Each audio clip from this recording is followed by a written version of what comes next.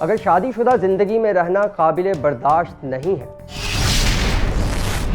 शौहर और बीवी के लिए और कोई रास्ता नहीं, तो यहाँ तलाक ही बेहतरीन रास्ता निकलता है। अब यहाँ हम दो मनाजिर का मुशाहिदा करते हैं।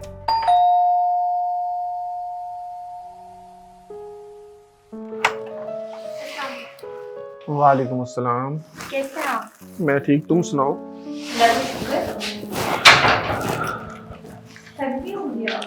हाँ, मसरूफियत ही इतनी होती है, तुम्हें तो पता है सारा। थक तो इंसान जाता ही। लाइन दे बैग मैं रख दूं।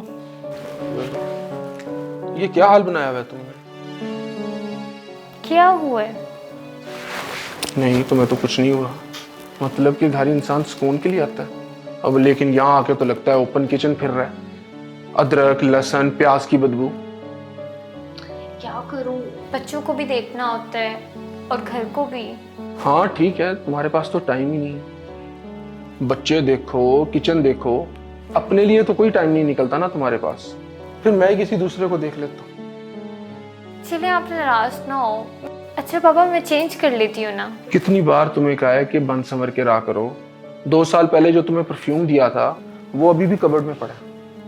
अच्छा आप नाराज ना हो ना, मैं चेंज करके आती हूँ। तुमने तो खुद को ठीक करना नहीं है, मैं खुद ही खुद को ठीक कर लेता हूँ। अच्छा बात तो सुने। तो कैसे समझाऊं? चेंज ही कर लेती हूँ फिर। शादी होती उस वक्त है जब मर्द और औरत दोनों में एक दूसरे के लिए अट्रैक्शन हो। मर्द औरत के किरदार की तरफ तो अट्रैक्ट होता है, लेकिन वो अक्सर औरत के ज़ाहिर की तरफ रग़बत रखता है और इसलिए वो हमेशा चाहता है कि औरत पर गालिब रहे।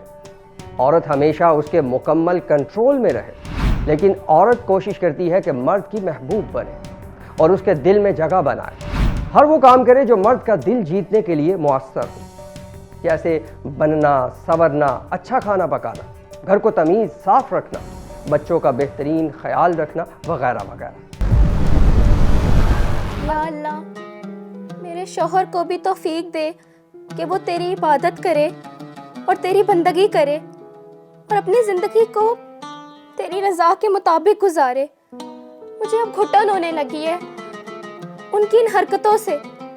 वो हर वक्त तेरी नाफरमानियों में लगे रहते हैं। मरियम, मरियम, ये कुछ पैसे हैं, ये लॉकर में रख दो। ये कहाँ से आए और कितने आए? किस लिए आए? 5 लाख रुपए हैं, इसको लॉकर में रख दो। पर आपकी तनख्वाह तो 50,000 है ना, तो ये 5 लाख किस लिए और कहाँ से आए हैं? तुम क्यों इतनी फजूल बातें करती हो? तुमने जो कहा है तुम वो कर दो, इसको लॉकर में संभाल के रख दो। आपने फिर रिश्वत लिया ना? रिश्वत? वो इसको रिश्वत नहीं कहते, ये तो मैंने किसी का भला किया है। किसी पे 25 लाख रुपया जुर्माना था, मैंने बस उसकी फाइल इधर उधर कर दी, उसने मुझे 5 लाख गिफ्ट कर दिए।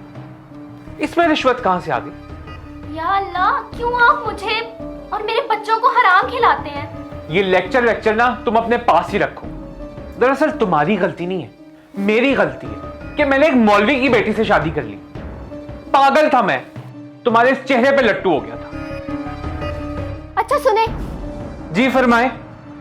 आप अपना मोबाइल भूल गए और कल ये मोबाइल आप बाहर ही छोड़ गए थे।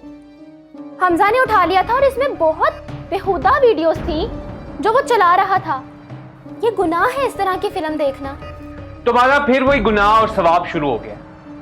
बी प्रैक्टिकल यार, प्लीज बी प्रैक्टिकल। अगर अभी इंजॉय नहीं करोगी तो मरने के बाद तुम बहुत पछताओगी।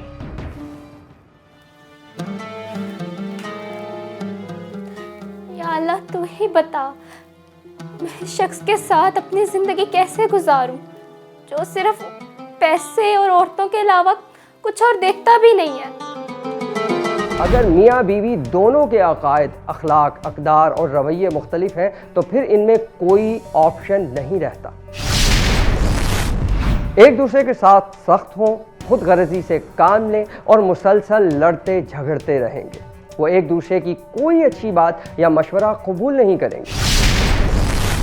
वो दोनों खुद को एक दूसरे से बरतर समझने लगते हैं।